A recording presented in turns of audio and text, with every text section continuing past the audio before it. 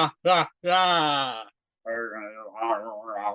just my Welcome to the magic morning morning wood Halloween special. special. We should try to do the whole episode where we try to like just say the same thing at the same time.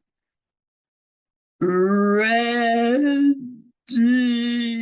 Okay. What? Sorry, so you. What did you say? I was trying to like mimic you and saying the same thing at the same time as you. Yeah, but what was that last word that came out of your mouth? Go. I was ready. Go, but yeah, so never mind. Already go. All right. Oh, I Go, see. right. Okay. Anyway, let's put that shit to bed right now. So, yeah, Halloween special. Yay! How's it going, Ron? Good. It's scary here, Clive, in the wood. How are you? know. How's it going? It's How's it- terrifying. My pants are full of turds. Oh, that's what that is. Yeah, adding to the ambiance. Oh, Yes. I thought the squirrels had dropped a load, but I guess it was just you. So. It's me, yeah. So as our want, it's become tradition for our Halloween show, is to attack an entire franchise, right? Mm. In one go. What did we do last year? Was it Leprechaun last year? Leprechaun was last year. A year before that was Halloween, right? Yeah, we did Halloween. Right. Yeah, then Leprechaun, and this is our third annual Halloween special, I guess. Yeah, yeah. And this time out, it's 8 films. And I could tell Ron had a good time watching the Howling series. Yes. So prior to this, how many of the Howlings had you previously seen? 0. Oh, really? Not even the first one? Not even the first one. Yeah. So. Okay. Yeah.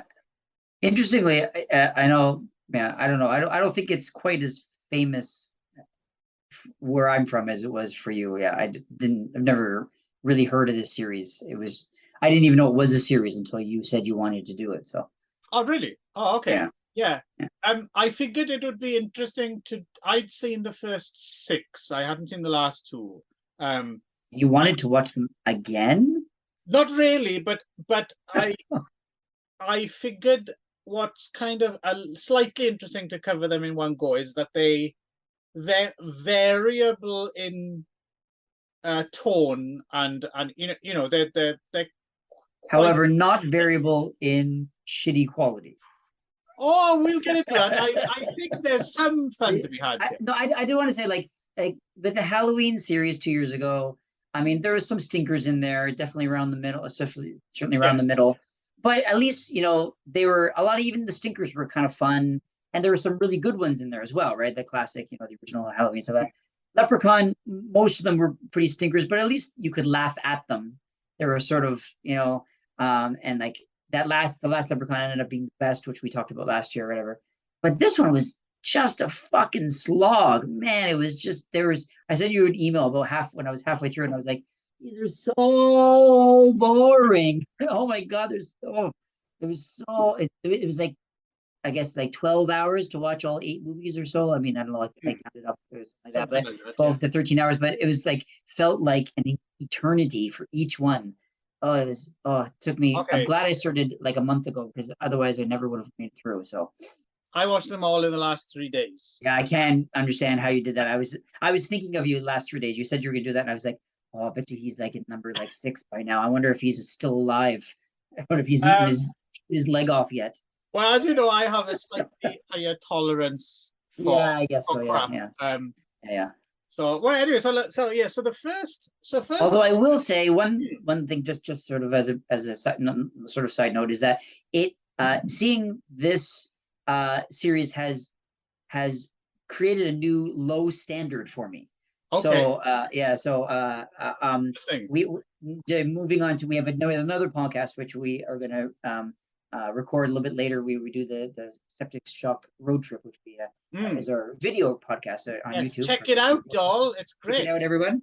And this week we're going to do one of this movie called Street Trash, which we'll talk about again on the podcast. But I just, as a thing, it was for years and years and years my standard of like as the lowest film going can get. And thanks to you, I have a Oh, new low now. no, no, no, no. A No, new low. Straight Trash Yeah, far is a from the worst. masterpiece compared to these movies. Yeah. Anyway, Okay, that's good to so know yeah, because there's even worse. So I'm gonna have yeah. to line those up. Oh yeah, I'm sure. Yeah, there is, but So anyway, so the source for all these is this series of novels by Gary Brandner, right? I think there's three. have you read them?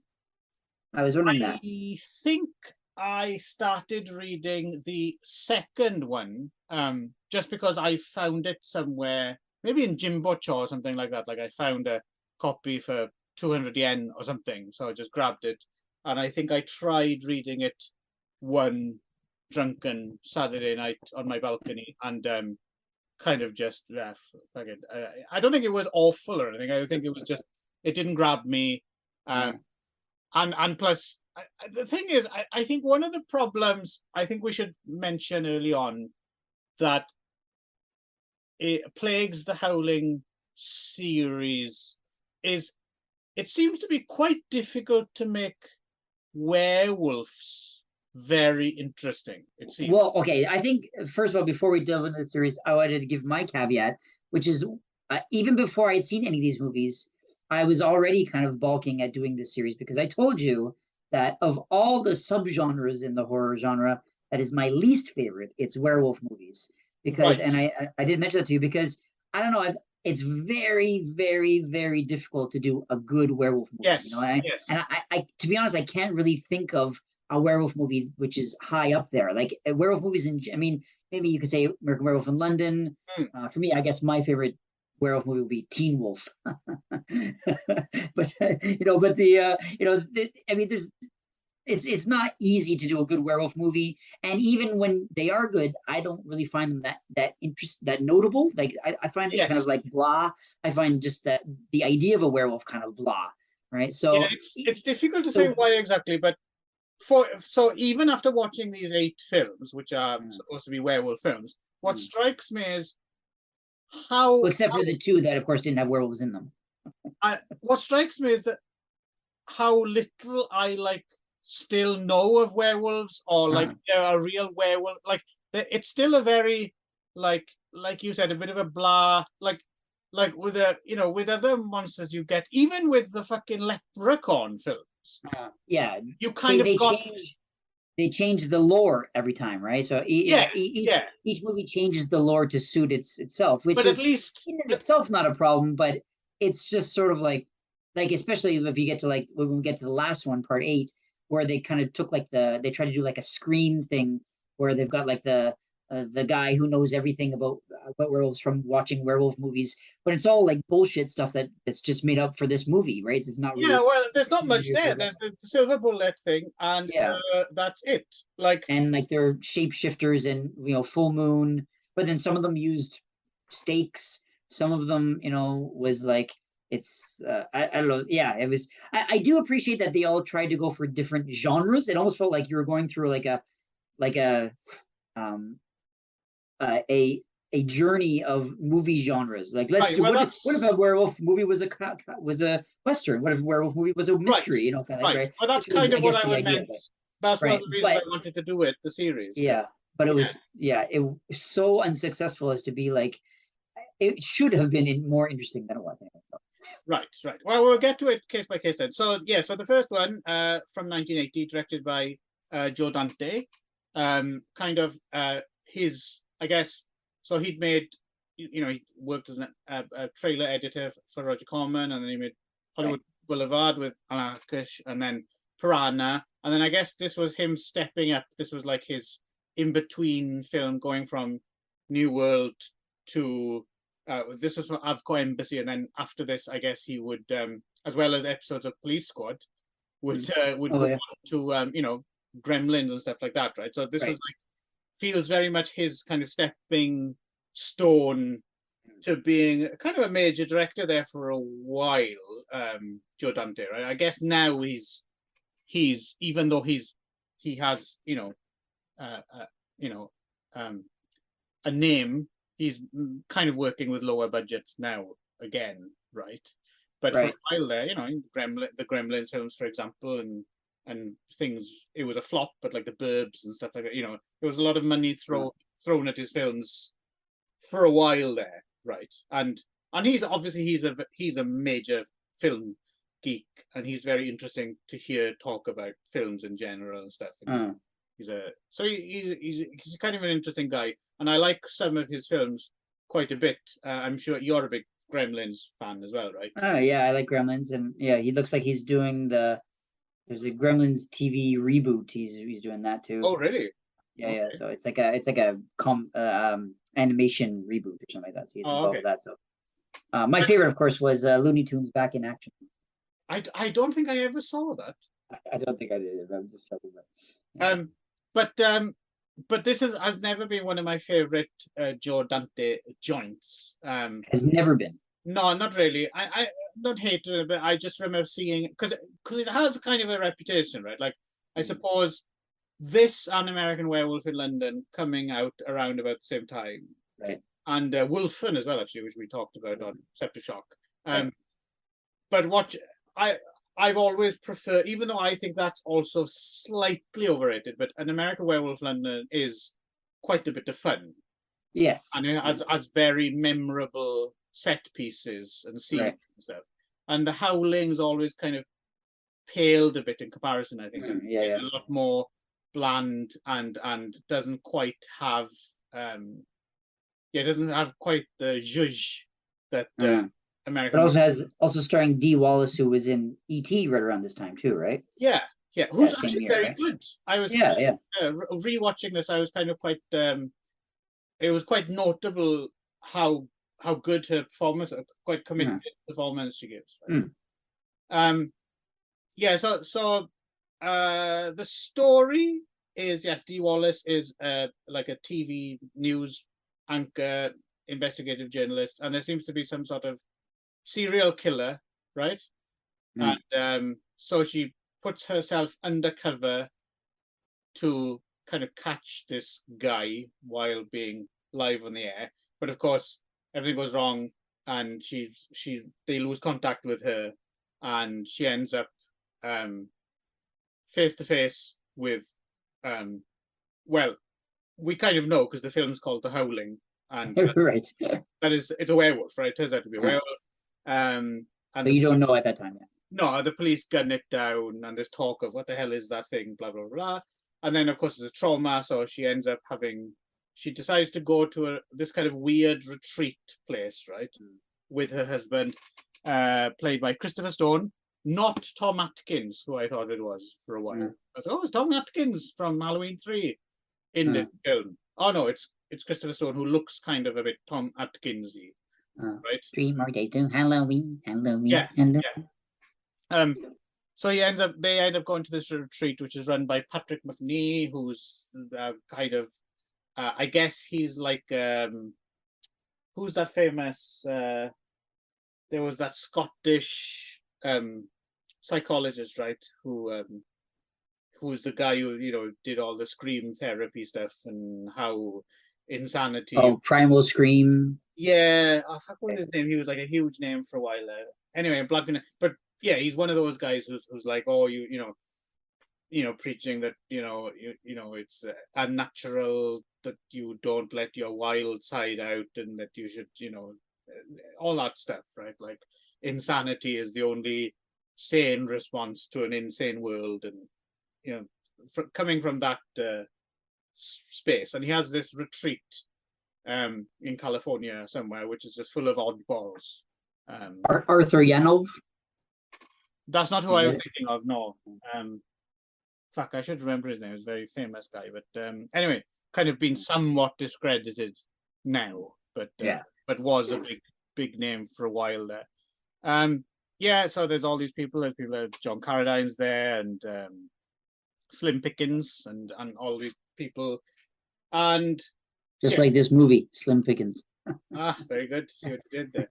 And basically, it slowly turns out, there's a werewolf, right? And people are being killed, and then there's a couple of There's Belinda Blasky and Dennis Dugan. They play like friends of D. Wallace Stone who are kind of investigating, and slowly it becomes revealed that the serial killer from the beginning isn't dead. He's come back to life and he's gone back to this coven of werewolves and is killing people. And there's a kind of an internal struggle between some of the werewolves on Patrick McNee's side, like trying to get along with humans and not killing them, and then other people saying no, we should be free to kill humans, blah blah blah blah, etc., right? And yeah, so and then there's a kind of a big kind of not a surprise ending exactly, but there's kind of like a big set piece ending where D. Wallace goes on screen and transforms, right, in front of a live audience, and that's kind of the big To end. sort of tell everyone, give everyone to expose the werewolf nation to everyone and stuff, and then gets herself and has someone execute her kind of on screen, on purpose, right? So she's like a whistleblower, right? Right, yeah, exactly. She has become a werewolf herself at this point. Or a howl. Yeah. So I thought this film gets off to a pretty good start. Like, it starts off pretty good. I like it's Joe Dante, because Joe Dante is good at doing. He's good when he's good. He's a really propulsive. It comes out of editing, right? So everything's bomb. Like he's very good at setting up, and he's good at setting up like things through character as well. So you got a lot of like there's always a lot of wisecracking in Joe Dante, right?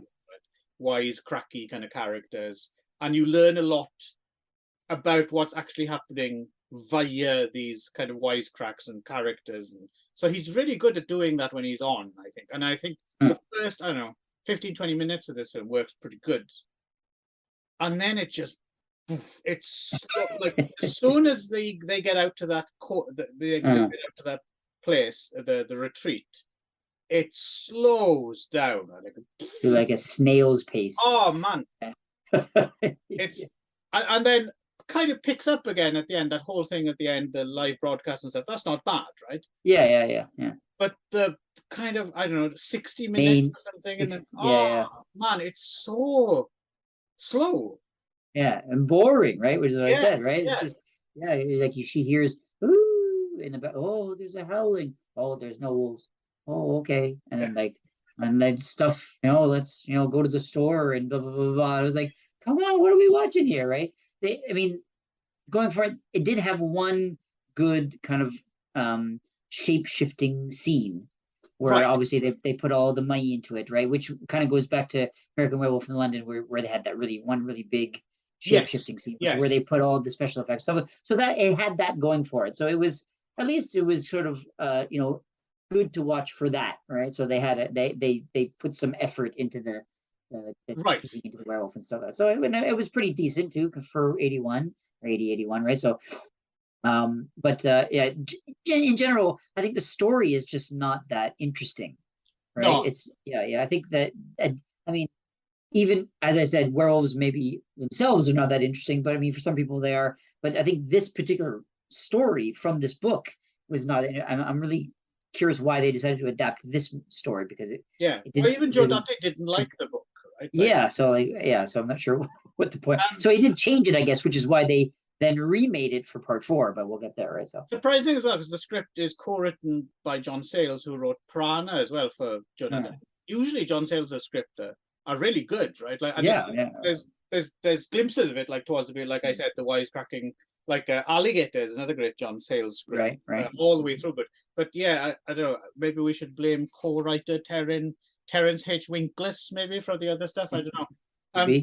The effects as well by Rob Bottin, so originally it was Rick Baker, but Rick Baker did fuck off to do the American Werewolf effects, and Rob Bottin kind of his protege, I guess, stayed behind and did the effects for this, right? Right. Yeah, pretty good transfer. And of course, the bit I always remembered from first seeing this when I was a kid off late night TV was I'm going to give you a piece of my mind, and then he literally pulls out a piece of his brain. Like I always kind of remembered that. What's that from?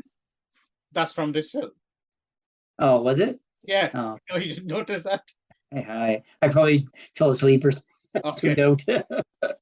So to your point, though, that's one thing that bugged me through almost all these films, actually, right? Is that whole refrain about, oh, what the hell is it, right? Because the thing is, you're out in the country, right? Yeah, And you yeah, hear a wolf howling, yeah, oh, and you're like, what's that? It's a wolf. It's the countryside. Oh, yeah, that's it. Like, yeah, why does that yeah. Literally, instill yeah. paranoia in people? Yeah, I couldn't get past that. I was like, why is it strange that there's a wolf howling in the Exactly. country? There's wolves. And It's then we like, keep saying, oh, there are no wolves. There are no, well, why wouldn't there be a wolf? it I don't makes as get, much sense as, they're in the cabin and all of a sudden, moo. What is that? yeah. A cow. Ah! Like, There are no cows, but you're on a farm. There's no cows, right? I mean, like, it's so stupid. yeah, I don't know. A freakier thing than that. I don't know if you've ever encountered it, because I grew up in the country, so this is a phenomenon that country people know of, which is actually genuinely unsettling. Is if you've never grown up in the country, you probably don't know this, but sheep cough. They sound like humans. Oh, really? Yeah, so you'll be walking like, so they're a long dark road, like Oh, back towards my home at night, and it's no one around. There's fields, and suddenly there's a behind you. You turn around, it's a sheep. But it's quite freaky because they sound just like a human, and you yeah, can't. and that's the sheep saying like, it's time to fuck, right? I don't know.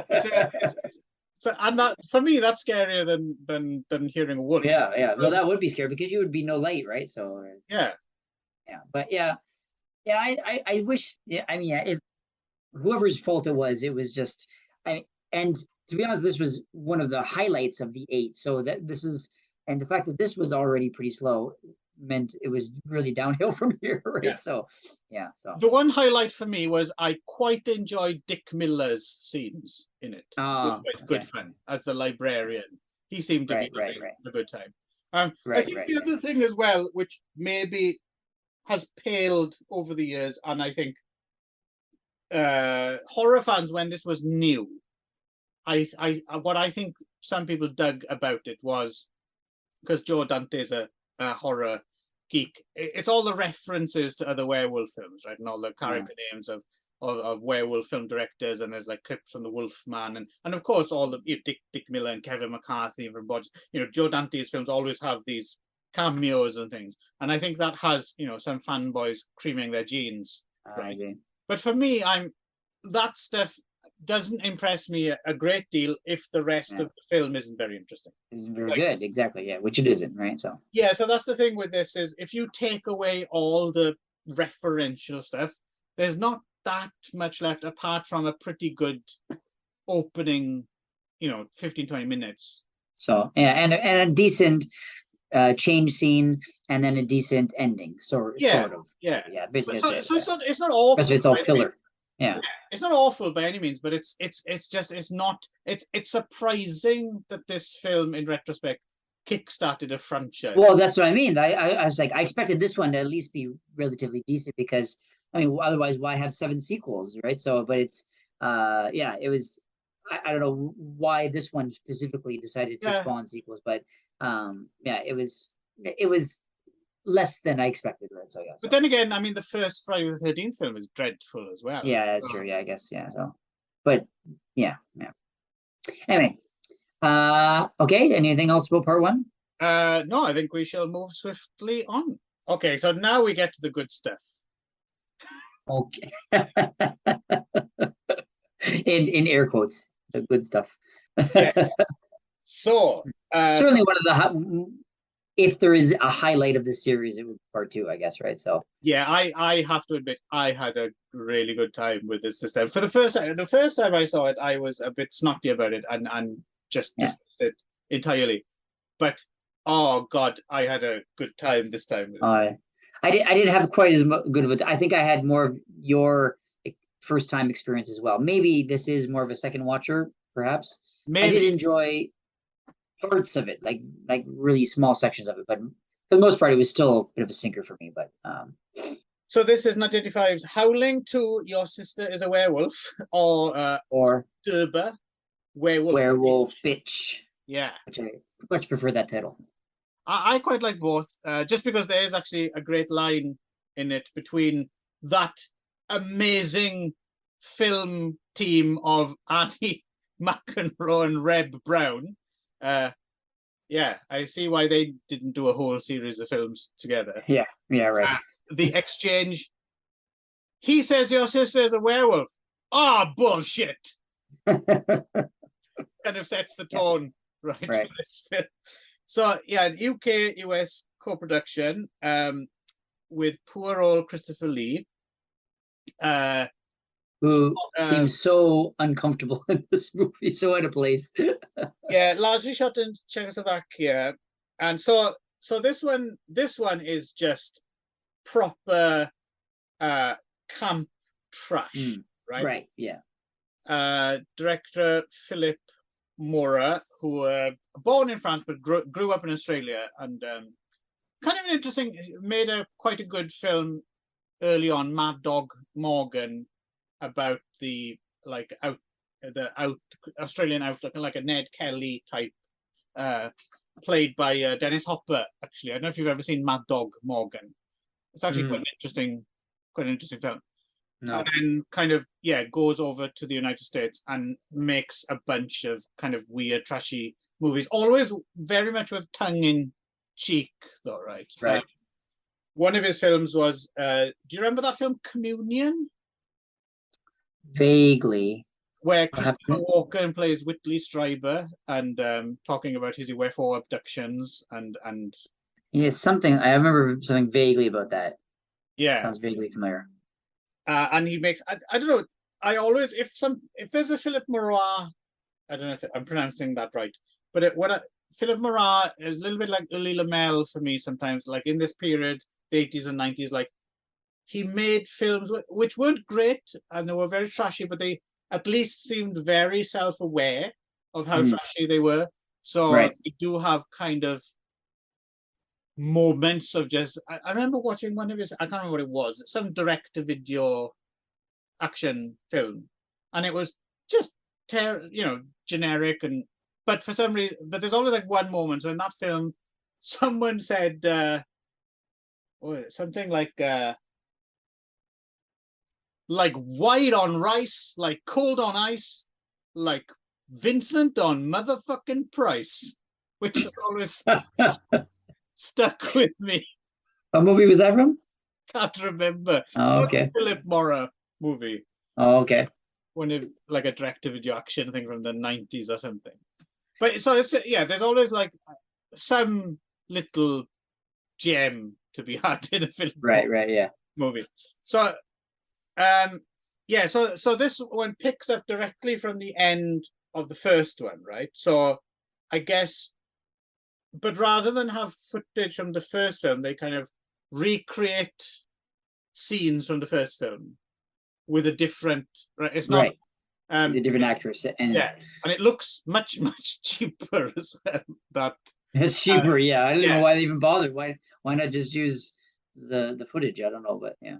So I get Dee Wallace's character's brother is Reb Brown.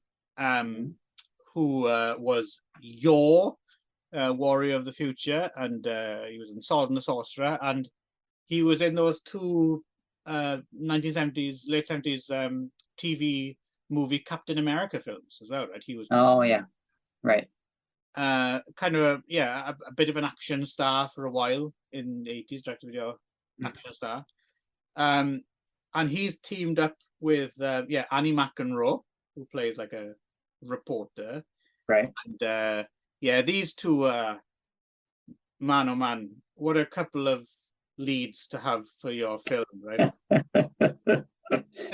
They're both kind of, I don't know how much to blame them, because they've just got some awful dialogue and it's really terrible to do, and so they're eventually convinced by Christopher Lee.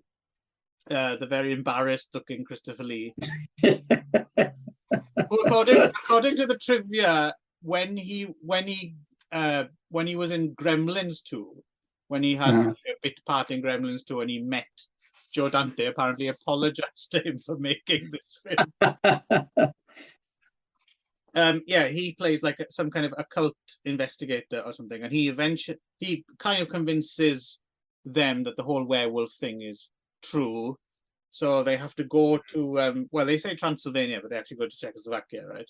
And But that this is kind of where one thing where that lost, because in order to convince them, they had to he had to show them the tape of his sister turning to werewolf and getting shot mm, online, which was at the end of the or yeah, like on the on air, sorry, not online, on yeah. air. That happened at the end of the first movie. But I didn't understand why that was the point of doing that on TV, was that so everyone would see it. So why didn't they already know about it? Well, they do. They make some kind of. They do mention something about that it was covered up or something like that, or they said that tape existed, Yeah, but it. yeah. Yeah, who knows? Yeah, it went missing or something like that. But I don't know. I thought it was. I was like, yeah, I don't know. There's a It kind was of a bit a of a stretch. I thought. call back to it at the very end of the last film Mm. we're talking about, right? Right, Make right. a Yeah. gag out of that, Yes, right? yes. Where no one Right, right. believed Yeah, it. yeah. Yeah. Right, right.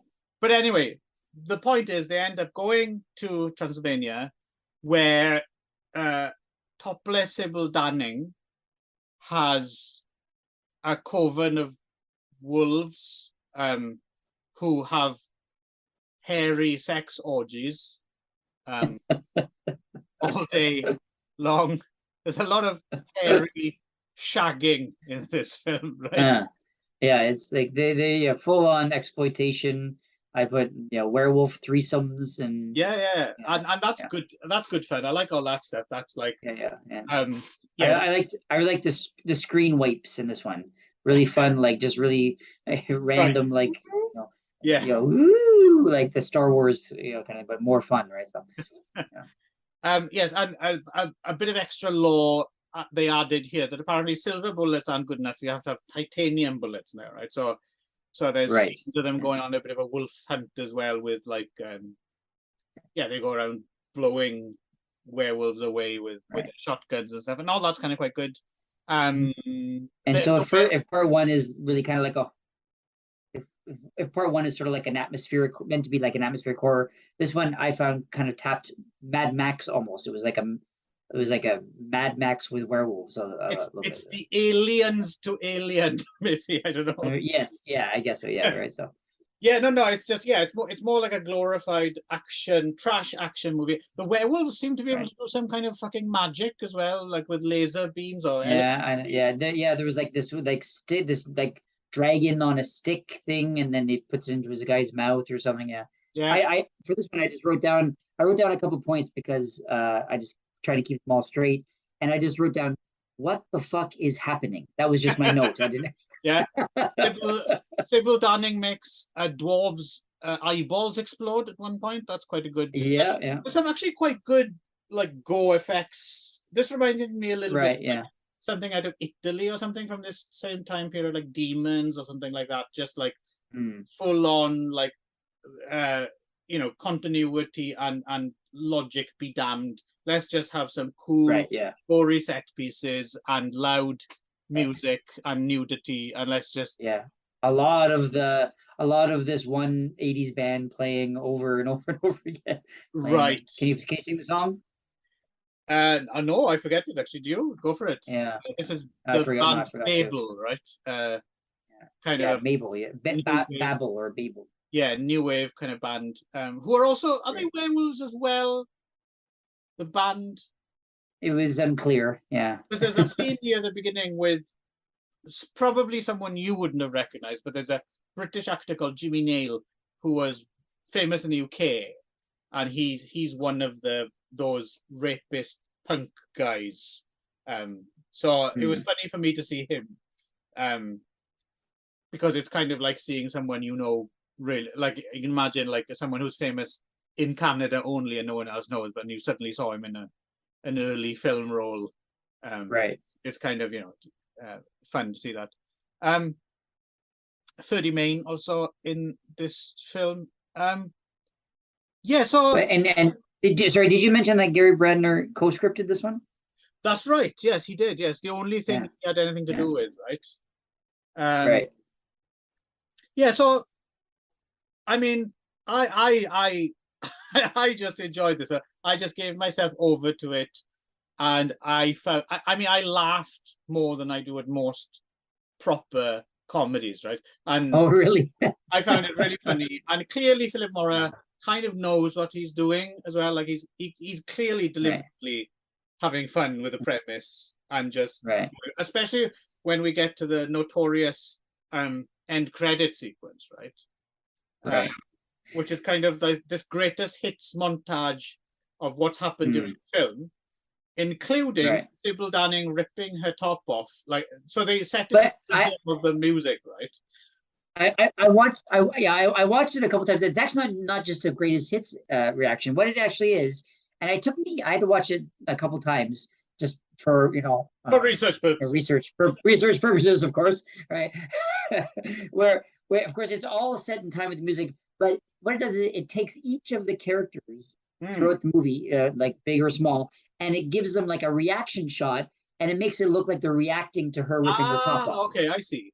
So if you go back and you watch that again, at first I didn't really get it, and I was like, wait, what are all these reaction shots? So I watched it again. I was like, oh, so it's like she rips it off, and then they react, and rips it off, and then he has a reaction. So it's like they're Right. making it so that the reaction is reacting to her ripping her top off, and they have varying different reactions. But of I course, see. they're taking it in context, right? So Yeah. which actually makes it a lot funnier, actually. So Yeah. and the thing that I was too bad about this movie is because by the time I got to the ending and I realized what they were doing, I thought that was quite brilliant. Actually, I really really enjoyed that. Not just because you're ripping her top off, but this seems like something that I would do. Like finding reaction Right. shots and making putting them out of context in reaction to something else, which I thought was really really. I thought it was pretty clever and really well done. Put in time with music. That seems like something right up my alley. But I wish I had been put in that headspace at the beginning of the movie, right? Yeah, yeah, So the yeah. problem was that at the right for the whole rest of the movie, I was kind of like, what is this shit? It was so garbage, and I was like, Right. and then I got to the credits, and I was like, hey, this is kind of fun. I Yeah. wish I had that idea at the beginning, right? So 17 times. So I think that's really what happened is that maybe you remembered that, and Yes. now that you've gone back and watched it again, now you were kind of Yes. ready to enjoy it.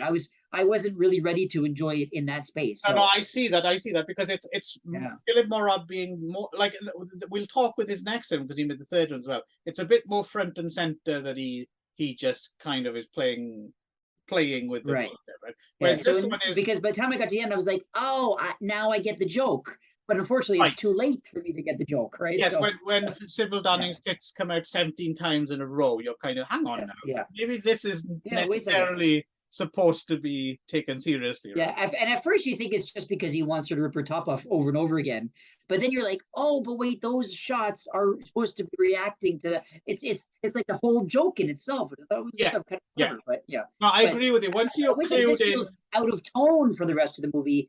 But once I realized it was in tone, then I kind of understood the yeah. rest of the movie. But by that point, it was too late. So No, once you kind of know what Philip Morris' game is, yeah, no, if you were to watch this again now forearmed, I think you can go with it. It's quite a lot of fun, and actually, in a way, a more fun film than the original was. oh yeah, definitely it's more fun. Yeah, I mean, especially knowing that, I guess, right? I mean, the first one was so boring, right? So yeah, I mean, I thought the second one was pretty boring too, but that may have been because I just didn't get the joke, right? So Right, yeah, right. I mean, there's bits in it, like there's bits in it which, now that you know the joke, if you went back and think about it, it's clearly extremely tiny. I was laughing out loud. There's a hilarious bit where there's a truck full of werewolves in business suits, like driving through the countryside, and one of them and then they're talking about, I'm so hungry, I wish I had something to eat. And then suddenly there's like a couple of German tourists running down the road in their shorts, and they're like, hey, can we have a lift? Can we have a lift? And they like climb in the back of the truck and rah, rah, rah. I thought that was really, really funny. right. Interesting thing about this film as well, just a interesting background stuff is, so apparently when they turned up in Czechoslovakia, no one realized that Christopher Lee was considered a bit of a national hero in Czechoslovakia, because so when I think it was one Czech and one, where was the other guy from? Was he Czechoslovakia. Anyway, the two guys who tried to assassinate Reinhard Heydrich and did eventually successfully kill him. He did die in the end. So apparently Christopher Lee, during the war, was involved in some kind of intelligence service and was instrumental in getting those two airmen in to assassinate Reinhard Heydrich. So, and later on, obviously, became a film star. So he apparently he's like considered a national hero in Czechoslovakia, and no one knew this. And apparently, they turned up, and there were like people like lining up to shake Christopher Lee's hands, and above and beyond just being a normal film star. Right. And everyone was like, why does everyone love you so much, Chris? And then he kind of explained this kind of historical background, which I kind of I mean, Christopher Lee's a legend anyway, but covering that extra layer is kind of fascinating. I saw some like meme about Christopher Lee, like all the things that, I mean, aside from being, a movie star and long time movie star and so many iconic movies and stuff like that. But he was also, like, as you said, like a spy of some kind in the war. And he also apparently witnessed the last guillotine use. Oh, is that right? Apparently he was present for the last time the guillotine was ever used officially. And then apparently and of course he's also, he's also in like a heavy metal band, right? He's a singer. Right. Well, he's Dracula, right? He's been around forever. Yeah. He's amazing. He's just So you had slightly less of a good time, but you kind of see why you might have a good time if I were to watch it again. So that was but I mean, most of it I was kind of like, well, what is this fucking shit? But then I was as I said, by the time I got to the end, I was like, okay, I'm starting to get it, but I don't have the patience to watch it again. I got maybe one day. Maybe done. I got 6 more of these shit things to watch, so I gotta get on to those. One day we can just kick back with some beers or something. This was definitely a kind of movie that you watch like drunk with your friends and have a good laugh with them. Like that's again, a lot of these movies, we've talked about this before, is it depends on the context that you watch them in, right? Watching it by yourself on your computer, it's just not as much fun as there's the social setting sometimes makes it more of an enjoyable experience, right? Well, that's why my imaginary friends come in handy, and I talk to them, and it makes everything more enjoyable. Cool personalities. So so Philip Mora stays on board for the next film in the series. He's actually the director, writer, producer of The Marsupials, The Howling 3, an Australian film from 1987. So this one is, I mean, if Howling 2 was kind of hinting at Philip Mora not necessarily taking it all too seriously, I mean, this one is pretty obvious straight out the gate that he's kind of having a bit of fun with the concept here. So this one stars Imogen Annesley as, so she's a runaway from a outback town in Australia called Flow, which I guess is full of werewolves, Eastern European. Well, there's also there's talk of some werewolves in Siberia, right, in the Soviet Union, and there's this professor played by Barry Otto whose grandfather was an anthropologist, and he has a film of werewolves in the outback from back in the day, and then he's also discovered that there's some werewolves in the Soviet Union. So then he goes to the president, I think, of the United. I was a bit confused. Yes, I think it was the president. Who's filming himself? They make this big deal about the president filming himself all the time. It's like a documentary or something. But nothing's really made of it in the end. It was an odd little aside. But so I guess the president's interested in, because there's werewolves in the Soviet Union, he's interested in kind of studying them. But the only way they can study them is, well, there's also these other werewolves in Australia, right? So they want to go there, and investigate these werewolves. At the same time, though, the Imogen Annesley's characters run away from her abusive stepfather and goes to Sydney, where she's discovered by, I think, Lee Biolos as some kind of, he's like works on a movie set, right, for a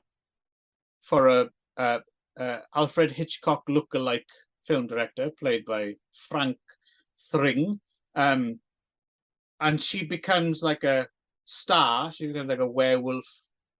She keeps her werewolf identity secret. Apart from him, they fuck. She's going to give birth to werewolves, which in this version of the film are marsupials, right? So she has a pouch, like a kangaroo, in which she has a little baby werewolf. Yeah, so they're not really werewolves, they're like kangaroos. Werewolves. Werewolves, or yeah. Yeah. And then so Barry Otto goes to this town as well, and kind of a documentary film and all this stuff kind of descend on this town, and there's an alien copy kind of chest burster scene, but it's her giving birth to a werewolf. And what happens then? So nothing. Yeah, well, Barry Otto's character seems fairly benevolent, and still he starts kind of experimenting on werewolves, right? And then there's a whole thing about, there's a ballerina from the Soviet Union who works at the Sydney Opera House. There's the whole stuff to do with her as well. Bit of a mess, this one. Yeah, this one was a really mess. I do like to say that of them all, I thought like Imogen Annesley is quite nice to look at, though. She was she was definitely my type. So that made it, at least that part of it, interesting to watch. But one thing I thought that was quite funny was at the very beginning, where she's just sort of sitting on a bench, and this guy sees her, pulls over the car, jumps in the car, and then just chases her up the hill, right? And she's like, "Get away from me!" He's like, and then he's like, "Come on, like I want you to be in my movie," right? It's like he's literally like chasing her, like it was so like, what a great way to meet a woman. That's what I quite like about. I mean, this film is a mess, and no matter how knowing and tongue in cheek it is, it doesn't make it any better. But what I do kind of appreciate about it a little bit is Philip Morris' just kind of approach, which is, this is bullshit, and I'm not going to pretend it's not. So I am going to do shit like that. I'm going to just have people running after, and people just doing things because it moves the plot along, and I'm not even going to pretend. Sometimes not even that. Yeah. So and then, like, when it gets to the end, of course, then they find themselves. So I mean, the last half of this movie is just sort of like a soap opera. It's like it's just a straight up drama. Like there's no, and then so they're living in the outback, trying to avoid like all these. Basically, it becomes like, all the military want to kill all of the marsupial, all the were people, and so then they just hide in the outback and raise their kids. And there's like a time jump of 20 years or whatever, they'd raise their kids and blah blah blah.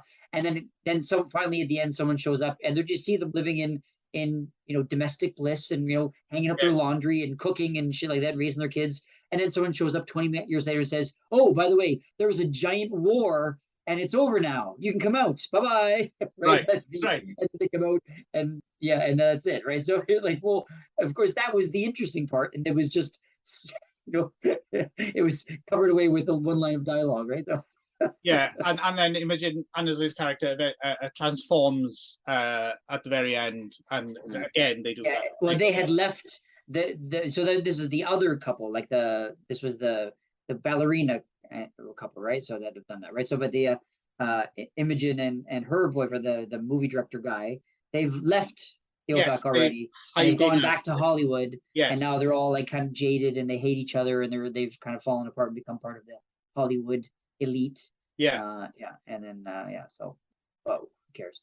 So so also I was wondering if you actually knew who this person was, because this is someone who was famous in the UK and Australia. But are you familiar with Dame Edna Everage? Yes, so I was familiar with Dame Everage. Okay. Yeah, there was because I wasn't sure if that cameo would mean anything. Yeah, I didn't know it. Yeah, I don't know that a lot of people would, but I knew it. Dame Edna was famous on TV for something. the Right. character at least, whatever. So yeah, we did know the character. I did know the character. So yeah, Right. I did As get that. played by Barry And Humphrey. then So yeah, right, yeah. he So makes a and cameo then towards the end, right? right, and then there was the other guy who was trying to do the Alfred Hitchcock impression. Yes, yes. Well, he gets Yeah, the last line of the film, right? Cut. yeah, That's the yeah. Isn't he yeah. like? Isn't he a famous actor too? Like, was doing a cameo. Frank Thring. Not that I I, know of. I mean, I've seen him in other I things. thought he was a famous Australian actor. I think he's He famous in might be. Australia. I think Might be. Yeah. that was the idea. But anyway, Yeah. So yeah, the marsupial. I mean, I remember seeing the marsupials for the first time and not thinking it was any good, but kind of getting a bit of a kick out of it just because it's so like outrageously not giving a shit, right? yeah, I You're guess, yeah. you're only 3 films into a franchise and it's already this flippant. Like I kind Yeah. props to Philip Morris to a certain extent for just like not giving a fuck. Well, I guess that's why we ended up with 4, which was an attempt at a reset, I guess, right? Well, this is the thing. I mean, once you get into 4 and 5, you're like you're wishing Philip Morris was back, right? Yeah, really, yeah. So shall we go there then? Oh yeah, let's move on then to the reset, the original Nightmare, which is basically Howling 4. because part 1 wasn't boring enough, so let's make a remake of it and make it even more boring. Yay! What a great idea. It's a toss up between this and the 5th one for most out and out dull, right? For me. Oh, really? I think it was 5 and 7 for me, but yeah. Oh, okay. Yeah, 5. Yeah, no. This one was I mean, all I wrote down was it's a remake of 1, slow, boring. That's all I wrote down. It was just boring. That's all. UK US co-production 1988, partially shot in South Africa, I think, because the producer's Harry Alan Towers, who was a name back in the day, kind of an international man of mystery, tax dodging film producer par excellence. Made for example, around the same time, I think he kickstarted the American Ninja series, maybe. But anyway, he was shooting a lot of stuff in South Africa around this time because it was a big tax haven, right, to shoot there. Yes.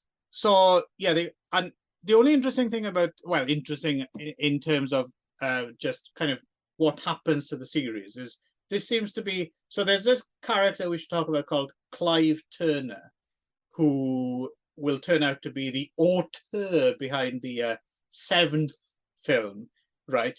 And apparently he worked on the marsupials as well to some degree. But in this film, 5 too, right? Oh yeah, all of them. Yeah. Starting but he kind of makes his mark a bit more. I just wanted to say it sort of highlights my bias against people named Clive. Right. Yes, I was wondering if you might bring that up. Your fault. Blame you.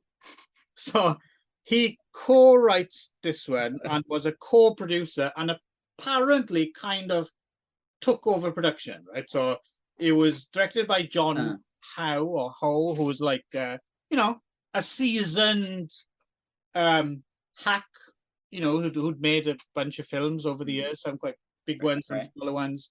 Nothing necessarily, groundbreaking, but kind of a solid pair of hands, I suppose, if you want something unremarkable.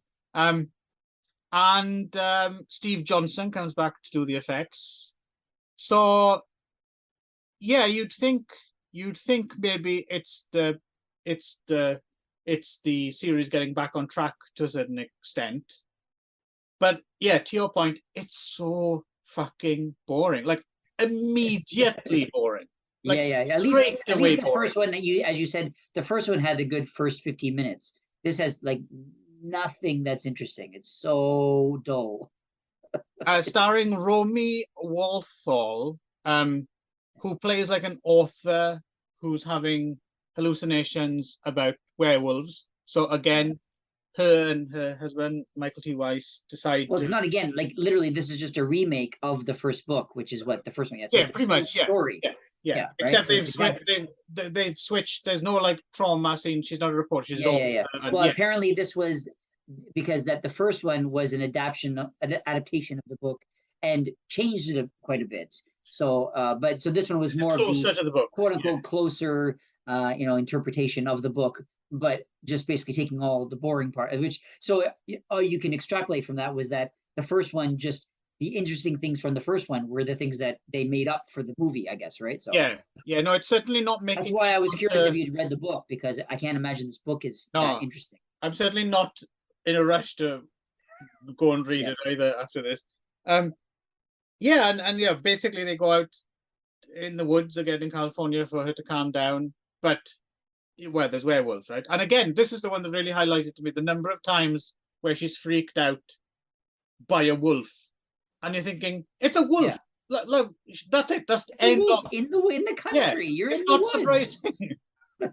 And she does it a number of times. Like, did you hear that? Yeah. Did you hear that? Like, yes, I heard it. No, I never heard any wolf. Yeah. Oh man. Anyway, boring. Yeah, boring. Yeah, I had nothing to say about this one. It was just boring. Yeah, this for me, just in terms of just boring, this was the nadir of the series. It just. Oh really? Yeah, I mean, this was the most boring for me of all. I think 5 was way more boring. Yeah. This 5 was so. I think 3 started out it kind of like an interesting idea, and then the last half was really boring, and then this one was really boring, and then the next one was really boring, and that's when I emailed you and I said, "Oh my god, these fucking movies are so fucking boring. I couldn't take it anymore." Right. So this is Howling 5: The Rebirth, an UK-Hungarian production shot in Hungary in 1989. Directed by Neil Sundstrom, whose other claim to fame is, did you ever see that film Space Mutiny? No. They showed it on Mystery Science Theater 3000. Another Reb Brown classic, actually. Right. That's actually quite a lot of laughable fun. So this one is about a bunch of strangers who are invited to a castle in Budapest. They all have identical birthmarks. They're invited there by, of all people, Phil Davis. Like, I don't know if you know Phil Davis, but Phil Davis is like a really good actor who's most well known for being in a bunch of Mike Lee's stuff. Okay, yeah. Well, he was in Alien 3, right? Yeah, I'm kind of surprised to see him in this at all. Like, oh fuck, Phil Davis really slumming it. So this is basically a remake of a film from 1974 called The Beast Must Die, which is a hell of a lot more fun than this. It's basically it's Agatha Christie's 10 Little Indians with werewolves. Yeah, that's what I thought. I thought it was Agatha Christie's 10 Little Indians. Yeah. So there's a film called The Beast Must Die from 1974, which is exactly what they've done. Is they've done 10 Little Indians with werewolves, but that's 10 times more fun than this. Plus, they have this fun gimmick where they have the werewolf break. Like towards the end of the film, this film suddenly stops and they're like, "Do you know who the werewolf?" And they give you like a few minutes to try and guess, and then the film it's kind of fun, little William Castle style gimmick. Not this one. Not this one. No, No, because that's too interesting. So they decided not to do that. But I do want to say this one was notable for being, I think, the very first werewolf movie I've ever seen that didn't actually have a werewolf in it. But it was not the last one, as we'll see coming up later, right? So, but yeah. This introduced Elizabeth Ship, right? Who would turn up in subsequent films, and again, Clive Turner is on board as a co-writer. But also in the movie, he's also plays Ray. Yes, and I suppose we should probably lay a lot of blame at his feet. Yes, I think he's the man who destroyed, who took something that was already not that good and ran it even further into the ground. Yeah, this isn't shit enough. Dug a deeper hole. Yeah, huh? This isn't shit enough. Yeah. What was I gonna write here? Anything to say about this one? I had some stuff written down, but I can't write my. This one was so boring. I was so the fourth one was boring, but this one was, I wrote down in like capital letters, boring. Like I was your text to me actually late at night was all in caps. Yes, well, you wanted to emphasize. by the time I finally made it to the end of this movie, I was like, oh my God, I can't do 3 more of these movies.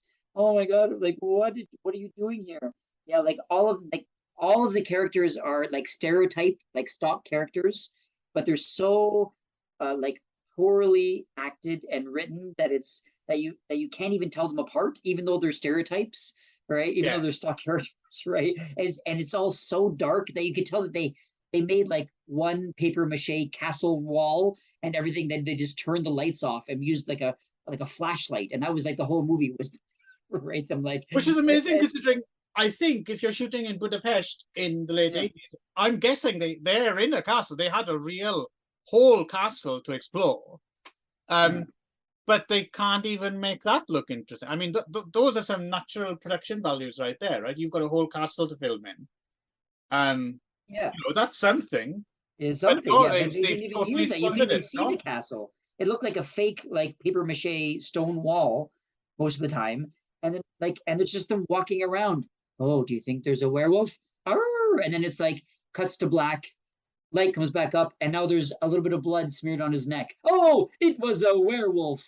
There's no reason why you would think that. And you don't see a werewolf even once in this movie. There's one part where a door bursts open, and it's like kind of a werewolf shape with an ooh sound. And then at the very end, the person, spoilers, the girl ends up being a werewolf. She's sort of like, oh, thank you. And she hugs the guy and then turns around and she goes, it's kind of like the end of the Thriller video, right? Like Michael Jackson's Thriller video, right. And that's the end, right? So, it was her the whole time. It reminded me of that, that old joke, or the old riddle, which was like the, there's a man and his son were in a car accident and got rushed to the hospital. And the doctor walks in and says, I can't operate on this boy because he's my son. How can that be?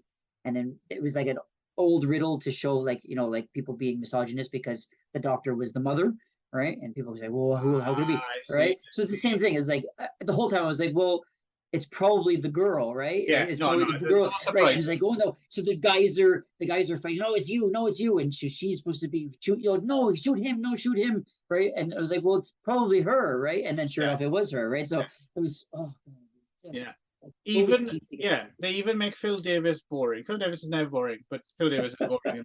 I mean, I suppose it's a close run thing, but I think this might be hitting bottom, right? This is just boring. Up until here, I was kind of like, there are things that I could find maybe interesting about any of these movies. I didn't really enjoy any of them, but this one there was literally nothing I could enjoy in this movie. It was just abysmal for me. This one was just really terrible, but it actually got worse.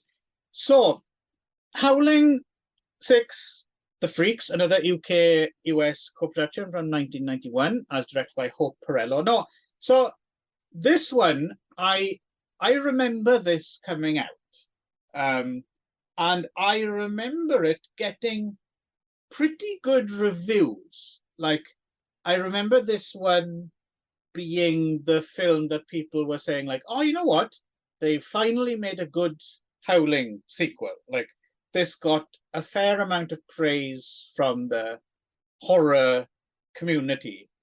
And then I remember being fairly psyched to see it, and then seeing it and being quite let down. But I have to say, coming on the heels of part 5, it was great. Yes. Yeah, I mean, after part 5, anything would have been better, right? So it's definitely a step up. This one stars someone it's of course by no means great. No. But it's at least it's not entirely interminable, right? It's and it had some good things to go with it. It actually had a little bit of budget.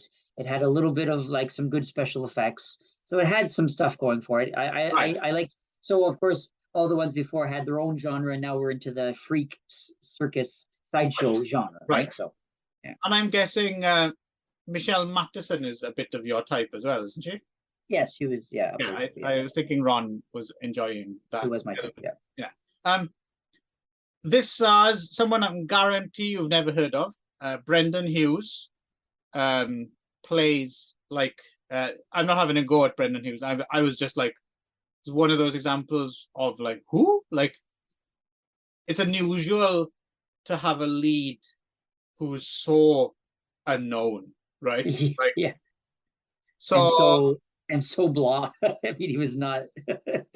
Yeah. yeah, so he plays this British guy who's drifting through this small desert town in California, I guess, which is in the middle of a drought. And yeah, helps this man restore a church, and also starts fucking his daughter, as played by Michelle Matteson. Meanwhile, a traveling freak show comes into town, as led by Bruce Payne. As another one of those blasts from the past for me. I was like, oh yeah, Bruce Payne. I forgot about, like, Bruce Payne was a bit of a direct-to-video kind of star for a while there. I think it wasn't he in the Warlock sequels, like, oh, he was one of the third one or something like that. He was yeah, he was like It was in it was one of the Highlander Endgame. Yeah, he was a direct-to-video star. I used to often rent Bruce Payne films. Okay. But I hadn't seen him in a long time. I'm assuming he's still knocking about doing things. And he turns out to be not a werewolf, but a vampire, right? I mean, it's not really a surprise because his character is called Hacker, right? So it's like, all right, okay, see what you've done there. It's all annoying when they do that fanboy thing where they give them characters, which are such giveaways if you know. Right. Yeah. Oh, you spelled it now. I know exactly who he's going to be. The only thing that is kind of interesting about that, the melding of and I don't know if this was, I'm guessing it was more accidental than anything else, but I remember reading a book by Christopher Frayling about vampires, and it's quite interesting if you follow the European folklore back far enough. Both the vampire and the werewolf kind of myth seem to come from the same place originally. The source is not that difficult. It's just one went this way, one went the other way, and then they accrued different, and then of course when the vampire one goes via Bram Stoker and the Vlad the Impaler thing, and it accrues all its own. But originally, if you go way back, they're kind of interchangeable. The vampire, right? Yeah. They're both kind of shapeshifters. Vampire turns into a bat or sometimes a wolf as well. And they can only be killed by a specific thing, and they're both sort of, teeth and whatever. And one is probably now it's sort of like you become a vampire by being bit by a vampire, but I think originally it was being bit by a bat. A bat versus a wolf. Yeah. So, but I don't think they were really. I mean, that's an interesting thing you could make a film about, right? That is a kind of, and I suppose that's a little bit what they do. I mean, in those horrible underworld films, right? I assume this was like the prequel to those ones, which is like and also the Twilight movies, which is vampires versus werewolves. Which is Underworld, if I remember, was Underworld based on a video game series as well? Isn't that I'm not sure, actually. I don't think officially. I think it was it was one of those things where it ripped off. There was a video game series, I think, which the Underworld films were suspiciously similar to. And I'm guessing the people who made the video game were very aware of this werewolf vampire kind of history. And then I'm curious how did it say in that book, that of course, that the lore came from the same place, but when did they come back together again in the same movie? That's what I'm thinking is that might be certainly in the people who have made the video game. I think they might have been aware of the history, and then it entered the public consciousness again via the Underworld and then the Twilight films, but maybe those people weren't necessarily aware of the history. They were just like, oh yeah, vampires versus wolves, cool idea. And then they went with it, right? Right. And then this was, I'm guessing it was just almost coincidental, right? They had the idea. You never know. But it seems to be, it is one of those things that I think is not necessarily as widely, I think people would assume that's a modern thing, pitting the werewolves. Well, pitting them against each other would be a modern thing, but I don't think people are quite aware that it accidentally taps into something authentic. Right. Right. So do you happen to know, was it ever done, vampires versus werewolves or together with werewolves, in a movie before this one, or was this actually the first movie to do this? Well, no, I suppose if you go back to, but again, it's like a getting to a different route. But I suppose if you go back to the Universal horror films, you got Frankenstein meets the Wolfman and stuff Right, like right. that back in the 40s. But again, that's Yeah. more of a monster mashup. But again, I think that's what is at work here as well. I don't think it's so. I don't. If you're talking about consciously going back, I'm not quite sure. But certainly there would have been monster mashups Right. going way back. Also in Bruce Payne's Entourage of Freaks, you've got Antonio Fargas. It's kind of surprised to see him, right? Deep Roy. Deep Roy is in there. Yeah, I was surprised to see him. Carl Linley. Eleanor Fondacaro, who's Phil Fondacaro's missus. It's one of the dwarves or the midgets or the little people. Yeah, so yeah, this kind of plays out against this kind of freak show backdrop, so it gives it something a little bit extra. And as we've talked about before, when we talk about freaks and stuff like that, I think we're both quite fond of that. We like the idea of that backdrop, right? That world, right. Yeah, the carny kind of world. I mean, yeah, using this as the genre gave it a little bit of color, at least. You know what I mean? So Yes. I mean the idea. I mean, not that the other ones were bad ideas. I mean, using it as a murder mystery, or using it as like a Mad Max demon cult. These are okay ideas, but they just weren't executed that well. And this one wasn't executed that well either. But I think that this backdrop was more interesting than those ones were. It was used more interestingly anyway. But not great, but no, better. Well, like I said, back in the day, people seem to have been so desperate that this got surprisingly good reviews, right. Even though it's just, it's all right. It's all right, I would say. Right. Yeah, I don't have much else to say about it, really. Yeah, and I think it also had decent special effects, which I had going for it, which is what some of the other ones did not have, right? So, right. I mean, last one didn't even have a werewolf, but this one had full on like changing, and the guy with like the holes in his face, like this. Yeah, pretty good effects. Scales. It looked pretty good, and then the vampire mask looked pretty decent, and so that was. I think, to be honest, that might have been why it got such good reviews, right? Because we were in peak Fangoria fandom time. Right. Yeah. So any film with half decent effects got pretty good write-ups in Fangoria and stuff like that. Yeah. Okay. So now, unfortunately, Clive Turner comes back. Yeah. In a big way. So I think this one was, in some ways worse than part 5. I think. Yeah. So it was, but it's at least, I don't know. I mean, for a little bit. I mean, the thing is, this next one, Howling 7, Mystery Woman from 1995, a UK production apparently, aka Howling New Moon Rising. This is on a lot of like So Bad It's Good lists, right? Oh, really? The worst I've ever made, and it is. I can see to begin with, it's wonky enough. Like it's like what now? It's wonky enough to be slightly of So Bad It's Good interest for a while. Yeah. Then just gets boring again. It's just I just think it's again so boring, and like and this one of course attempts to make it like a Western. Okay, here's this genre. It was a Western, lots of like Western music playing, like going back to playing lots of music, and there's lots of very strange scenes of people like silently line dancing in the dark. Oh, Christ. I mean, line dancing is always a red flag for me, right? But like long sequences of them just like no one saying anything, just doing like these really slow synchronized line dancing in the dark. I don't understand what like it's just so, because it was supposed to be atmospheric, I guess. I don't know, right?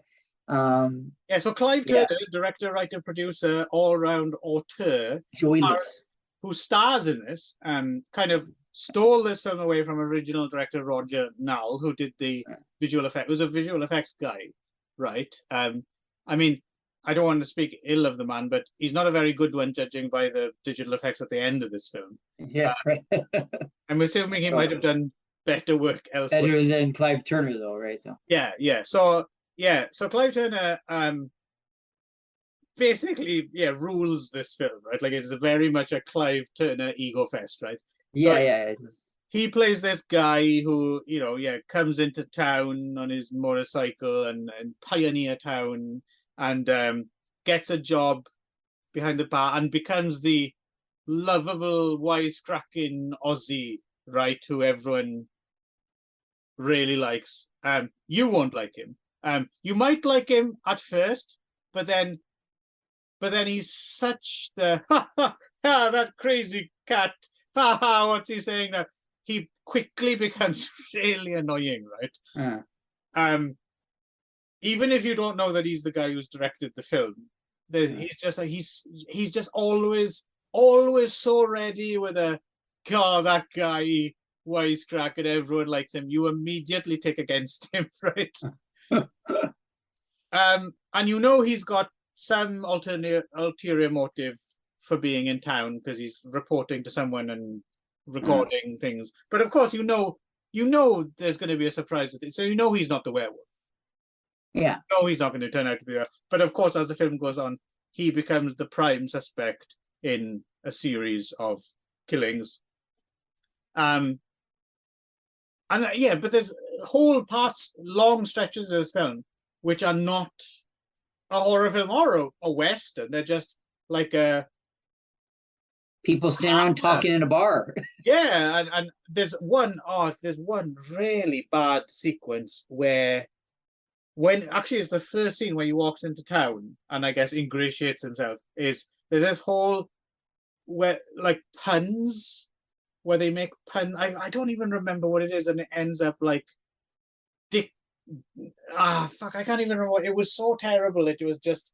I immediately wiped it from my brain. Where they take it in turns making puns, right? Oh. It goes round and round, and it's something to do with dicks in the end. And anyway, it's just and there's whole bits like that where, like you said, it's just character stuff. It's just shucks kind of country and western character stuff and wisecracks. And what the fuck is this film? It was just sort of like Clive Turner. How dare you confuse me with Clive Turner? That's my king talk. Clive Turner got a camera. Says, Ronald McDonald. Put him up. So he just got a camera and went to a bar and put on some cowboy boots and okay, I'm just gonna film you people saying random shit and then edit together in an hour and 40 minutes of nothing, and then again zero werewolves. Yet again, no werewolves. So and at the very least, I think this one had to actually take the cake for the worst under even part 5, because at least part 5 had a story. Like at least you knew what was happening, generally speaking. This one, it was just literally just people standing around talking about nothing that had nothing to do with anything. And I think there's a werewolf somewhere doing something. It was like, you're not really sure. And then, oh, look, this happened. It must be a werewolf, right? So like what? And all these people, you could tell that none of these people had ever acted before in their entire lives. He just found a bunch of people at a bar. Hey, let's make a werewolf movie. But we don't got any money to make actually have a werewolf. But so let's just say that there's a werewolf, because I did that in my last movie, in part 5, right? So contraire, Ron. Not only does this film have a plot, this film has series continuity, right? Well, yes, because I was about to get there. The only thing that this movie has going for it, I would say, is that he tried heartily, failing miserably, but really, really tried to actually tie the last 4 movies, like 4, 5, and 6, all together into one coherent storyline, because they all have absolutely nothing to do with one another, So he tried mightily tried to put it all into one. Oh, actually, there was this, and then it went over here, but it's these long exposition scenes trying to string them all together, which makes absolutely no sense, and you just don't care anymore. footage from 4, 5, and 6 as flashbacks, and he even goes so far. I mean, I'll give him credit. I mean, it would have been easy to just have the flashback footage, like Silent Night, Deadly Night Part 2 or something like that. Right. Yeah. But to be fair, he did at least recast. He got Romy Walthall from Part 4, from Part 4, Elizabeth Shea from 5 and 6. Mm-hmm. Who I didn't even recognize. I didn't. Like, well, there's that one time he's talking to the girl from Part 4. Was it Part 4? And then he's talking to her, and I was like, where have I seen that actress before? And I was like, oh, it was fucking 3 movies ago. Yeah. So he's really gone out of his way to try and create a kind of series continuity, at least from 4, 5, 6. Yeah. But but it seems like so much effort gone into because I mean, I'm wondering, was anyone paying attention? Like, did anyone see this film when it came out and so that's how it all works together. I recall that massively boring film, which like, I'm surprised he even went, because it wouldn't have made any difference if he'd have just done it and told the same story, but just didn't have the recurring. There's no need for him to do that at all. And also it actually made it even worse, because why is the woman from Part 4 suddenly in this small town in the middle of nowhere? Right? I suppose because they're werewolves. Like, I suppose the way it's supposed to work is that there's always this community of werewolves in California that they always I suppose. But even that's not really underlined, right? Like, what the fuck now? It felt almost like, like I used to do like improv exercises where you would take like 3 like random images, and you have to tell a story that kind of loosely weaves those 3 images together in some sort of way. Like, literally, like, he just took, okay, well, this one is set in the woods, and this one is in a castle in Budapest, and this one is in a freak show. Okay, let's see. So this goes here, and this person was here, and in this one married this person. Yeah, that's the story. Good, let's go with it, right? And it's like, it makes no sense, whatever. But then it became an hour and 40 minutes of talking about that. Yeah. Well, welcome to the Turniverse, right? What will he do next? Yeah. Well, thank fuck, that seems to be the last of it. Right? It is the last, I think probably people stopped giving him money, I guess, right? So I was like, fuck, no, you're not allowed to do it anymore. Don't give that Clive Turner anymore. Or he personally thought that was his opus, and he certainly couldn't top himself. Right. Yes, that's it. I've done it now for all time. I've tied up all the loose ends. I'll never get any better than that. Yeah, it's all that's the whole story. Done. He rode off into the sunset on his Harley. Yes, and that was the end of it for a while, right? That was the end of it for a while. For about 12 years or no. Right. Until more than that. 16 years, right? Yeah. Until 15 years. 2011. Yeah, so 16 years, yeah. Which brought us the shot in Quebec, Canadian-US co-production, The Howling Reborn. Incidentally, the same year that the Teen Wolf TV series debuted. Right, yes. So a resurgence of werewolf stories. Are you familiar at all with the Teen Wolf TV series? Is that something I had never seen it. No. Okay. I was a big fan of the Michael J. Fox movie.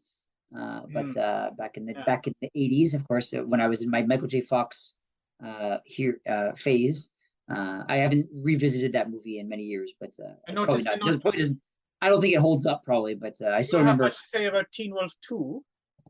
Well, Jason Bateman, I don't remember ever actually. I knew they did it, and I knew he was in it. I don't have any recollection of that movie at all, so I don't remember if it was any good or not. So I still remember seeing some Teen Wolf though, like, give me a keg of beer.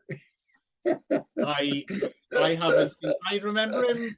Did he maybe air guitar on top of a moving van or something at some point? Is a memory I have. That sounds right. Yeah, he went to like the school dance as the werewolf, and he became kind of like a popular because he was a werewolf, and so that's right.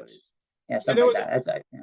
Yeah, I suppose that was so. Yeah, so you had the American Werewolf in London, Howling, and and Wolford, and then you had Teen Wolf, and then there was that Larry Cohen movie, Full Moon High, and there was a few other forgotten kind of. Yeah, again, the Wolf thing never really. I suppose the Teen Wolf TV series is probably the height of that popularity, because that's quite a long running series, right? I mean, Is it? Yeah. I've not seen much of it. I only watched a few episodes. Oh, did you?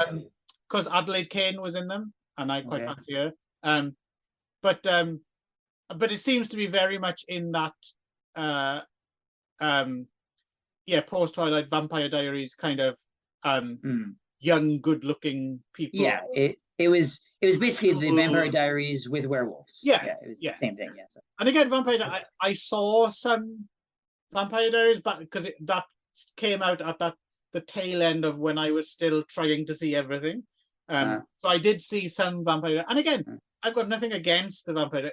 Like for what it was, it's okay. It's just I'm not watching that shit, right? But yeah. My wife and I watched the Vampire Diaries most of it. I think we didn't watch the whole thing, but we were watching it pretty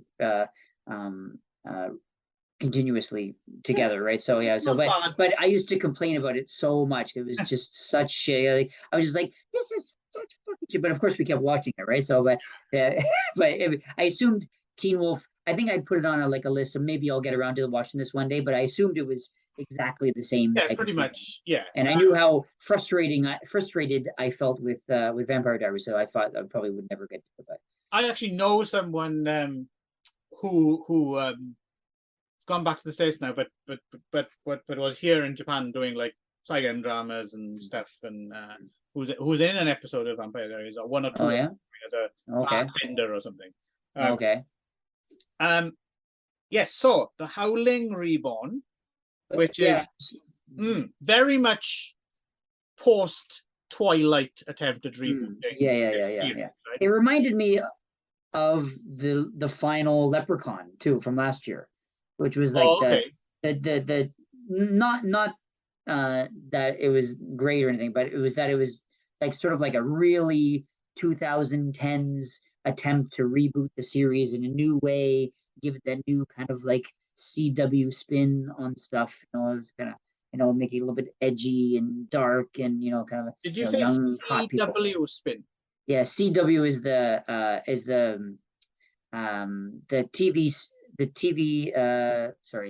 station or the network that all of the Vampire Diaries and stuff is all on, like the really yeah, it's called the CW. Yeah, it used to be called the WB, and I think they changed it to the CW. I think the CW, and it's the one that has like all like the Supergirl and the Arrow and like all those like shitty superhero shows. Like, which you watch? Which I watched. I finally gave them up, but yeah. So, right. Good for you. Yeah, there was all like on that kind of like there, and the whole series, like everything on them is all like meant for like preteens. Like everything is designed for that kind of.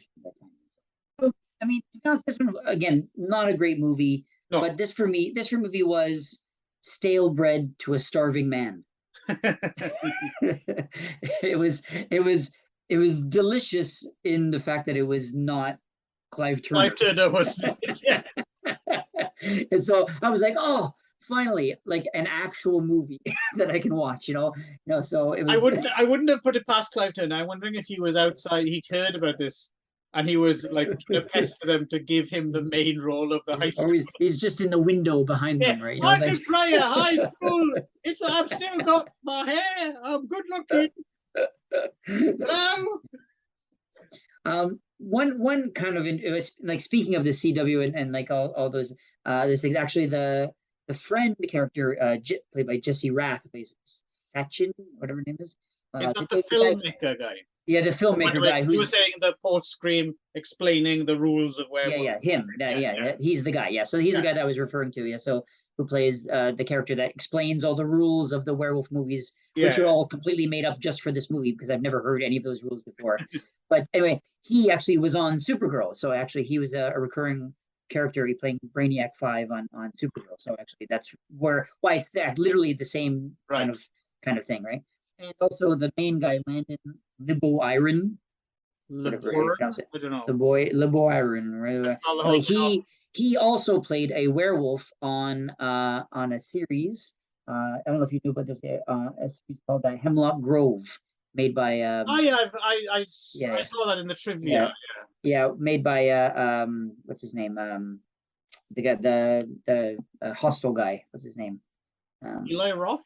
Eli Roth. Yeah, it's a Hemlock Grove was an Eli Roth series, Oh really? and so he made it, and that guy Landon actually played a werewolf in that Oh, series as okay. well. So So I'm guessing that's toned down Eli Roth, the small screen kind of. yeah, so yeah, my wife and I watched the first season of that show too. Oh, okay, how was that? That show also has Bill Skarsgård in it, and also Famke Janssen. So it was a kind of a decent cast and stuff like that, right? So we thought it would be pretty good. Fucking awful, Oh really, yeah. really, just yeah, almost like literally like my wife and I have a lot of tolerance just to watch things together because once you find like, well, let's just finish it and see how it finishes. We gave up after the first season. We're like, oh, this is unwatchable, right? So yeah, it was Okay. terrible. Yeah, Um, but to yeah. But be anyway, with you, interestingly, that's quite the because you have a lot of tolerance for episodic things. yes. So yeah, Yeah, I do. Yeah, or at least that stuff. Yeah. So, yeah. but yeah, so interesting. It was interesting that around that same time, he's also playing a werewolf. So I Mm, assume he probably got that job because he was never as well. yeah. So Well, he's that type as well. He's that type of like clearly buff, quite handsome guy, but they make him wear glasses at the beginning of the film. right. Yeah. Yeah. And then he Yeah. takes them off, and then is that trope, right? And Yeah. Right. interesting as well, it specifically says in the credits to this film, specifically said, because other films have said, based on the series of books by Gary Radner, based on Howling 1, 2, 3, blah, blah. This one specifically says, based on the Howling 2 by Gary Radner, Right. which is a total lie. Yeah. Like, Nothing to do with no, I don't know if they But were I don't know number two, contractually but I'm guessing obligated to, but why didn't they just say, the based on Howling characters series. created by Gary Radner, or the whole Yeah. series, Yeah. but Yeah. Yeah. specifically 2, right? Yeah. Yeah. So Who knows? anyway, yeah, Maybe London. there's one element for the book part two that they took and very small. I haven't read the book, so I don't know. Maybe. So London Lebaron, yeah, he plays a high school student, a very, anonymous, kind of getting close to graduation. He has a crush on Lindsay Shaw, but she's going out with one of the cool guys, blah, blah, blah, blah, blah, all that stuff. And Who's this like really guy like just randomly cuts people in the hallway for no reason? Yeah. And then, spoiler alert, turns out that his late mother was a werewolf and is not dead. She's still around, and she's leading this pack of wolves. It's kind of an odd story, really. I don't understand why they went this kind of weird route, and yeah, ends up being bitten by a werewolf, and he becomes a werewolf and takes his glasses off and is strong and gets the kill. And then, in a very Twilight kind of thing, has to protect her from the. Yeah, you're supposed to. I think it was trying to make you think that she was a werewolf the whole time because she's this kind of like mysterious kind of woman that kind of stares at that he stares at, and she's very kind of like rough and like very kind of aggressive, and you think that maybe she's the werewolf, but then it was supposed to be like this twist that it wasn't her after all, and then that was mother, right. And blah, blah, blah. So, but it didn't work that well. But did you notice as well the really shoehorned in dialogue near the beginning of the film? People saying "get back to the pack," or there were all these lines of dialogue that were like slightly wolfy, and I didn't notice that. Yeah. Which it's rang so like no one talks like that. Yeah. But after Clive turned, anything was fine. So for me, so. I mean, yeah, I know what you mean. I mean, this film was clearly not made for me. Yeah, well, I mean, this was it. Yeah, I mean, it was a little bit of a higher budget. Obviously, they have a little bit better special effects, but it's still just like even there's like a werewolf fight in it, which is I guess there's lots of like camera movement, so you don't really see what's happening which is meant to cover up the fact that they just have basically rubber werewolf suits, and they don't really look that good. So it's sort of like, which is I guess a good idea if you have a low budget. Just don't really show it, well, don't show it clearly. But the thing that really bothered me about this movie was the fucking voiceovers. Oh, it was just like drove me crazy. Like it was, if they'd done away with that, it might have been kind of, acceptable, but it was like these random, like these kind of like real Yeah, dark yeah, voiceovers saying yeah. nothing and blah, Or blah, blah. it ain't easy being a high school guy or whatever. Yeah, You yeah, yeah, yeah, know, yeah, yeah. yeah. The thing So, that but I mean, bothered it me, was, but in I have to say, out of this 8, I'd say I enjoyed this the most, which was not that much, but I think this was my, the one that I didn't have to. I will be honest. Part 7, I finally gave up and watched part 7 uh on 1.5 playback speed. okay, I couldn't wait to the end of it. I just, okay, let's just get to the end of this. This one, at least I was like, okay, fine, I'll just watch. It's not a great movie, but I will watch the movie for what it is, right? So, yeah, for what it I could is, sit and watch it. yeah, for what it is. Like I said, I'm not the target, even for I wasn't like pulling my hair out saying like, fuck, I hope this is over. yeah. I watched it. I mean, it was okay. Even for who it is aimed at, it's not a particularly good example, but No. it's not offensively bad or too tiresome. I mean, it's exactly what you think it's going to be. Yeah, for like a preteen, young Yeah, teen, yeah. kind of like the cool guys and hot people kind of Right. movie. Yeah. Although it does have a horrible cover version of "Don't Fear the Reaper." Oh, Oh my I thought you were gonna mention that too. Jesus I said, Christ. I'll bet you this song is driving Yeah. Clive crazy Oh right man. now. I mean, I'm not exactly. I knew it. I'm not a massive Blue Oyster Cult fan or anything, but Jesus Christ, that's like, oh, that was really horrible. Yeah, as soon as it started, I was like, "Oh, don't feel oh, okay. I bet you this is driving Clive crazy right now." Yeah, you're quite right. I thought that to myself. It was great. You win that bet, you put money on it. Yeah, so, and it didn't lead to anything else, right? No. It didn't lead to the Howling series being rebooted. I mean, Reborn, no. I'm one again, like I said, I think I guess the prize for actually successfully rebooting a similar franchise is the Teen Wolf TV series, right? That's Yeah. seems to have been what's lasted or what caught the public imagination for whatever reason. Yeah, so who knows? Maybe the Howling will come back around again. I wouldn't be surprised. I mean, it seems to be, even on its source, it doesn't seem to be much to it. It does seem to be. It has enough of a crude enough of a name now that I would imagine if anyone attempting to do a werewolf film in the future is like, well, if we just attach the Howling name, it has a built-in.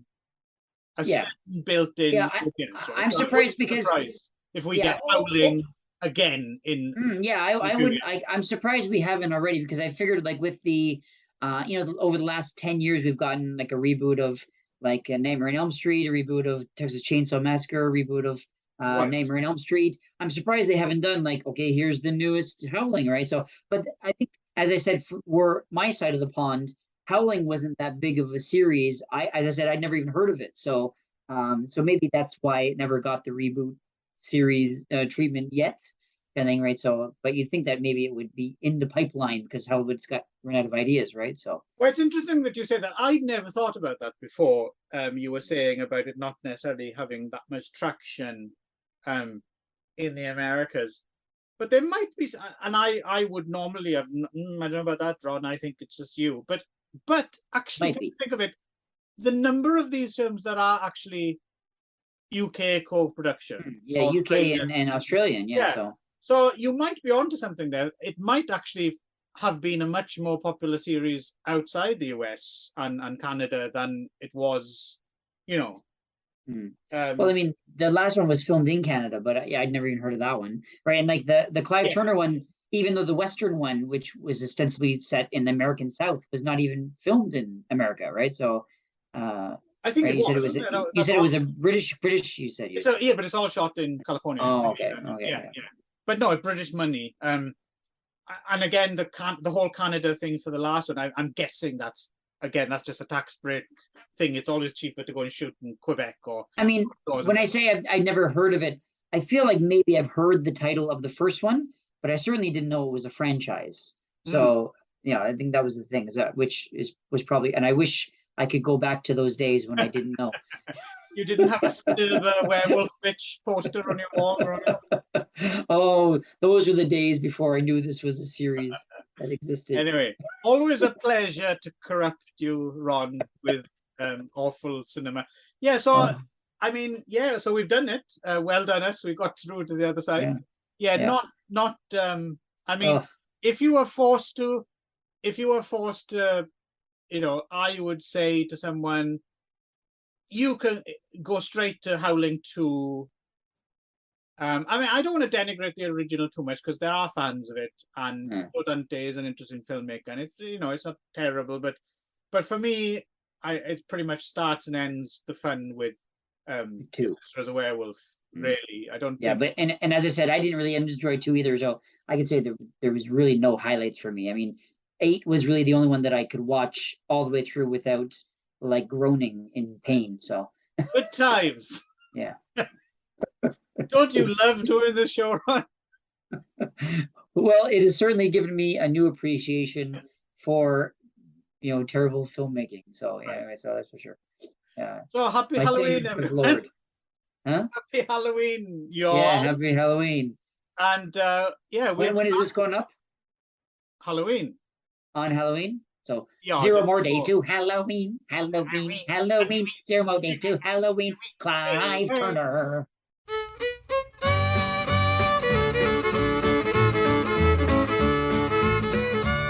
I know there's never been a man in the awful shape I'm in.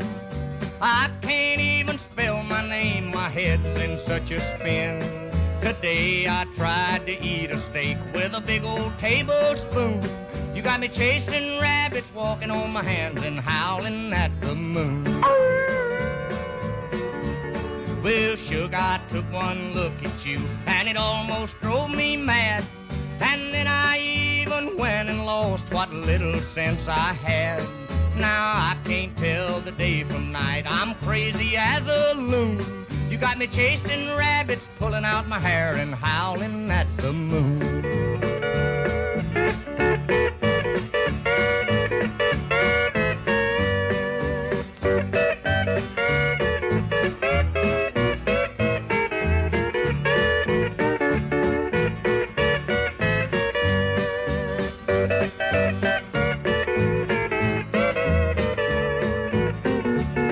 Some friends of mine asked me to go out on a hunting spree, 'cause there ain't a hound dog in this state that can hold a light to me.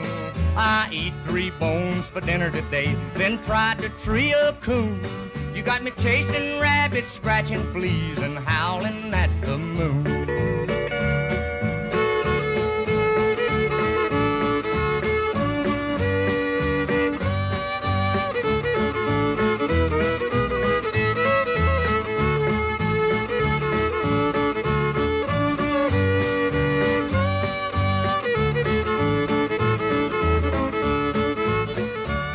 I rode my horse to town today, and a gas pump we did pass.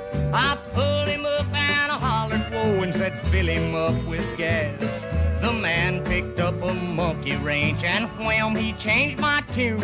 You got me chasing rabbits, spitting out teeth and howling at the moon. I never thought in this old world a fool could fall so hard. But honey, baby, when I fell, the whole world must have jarred.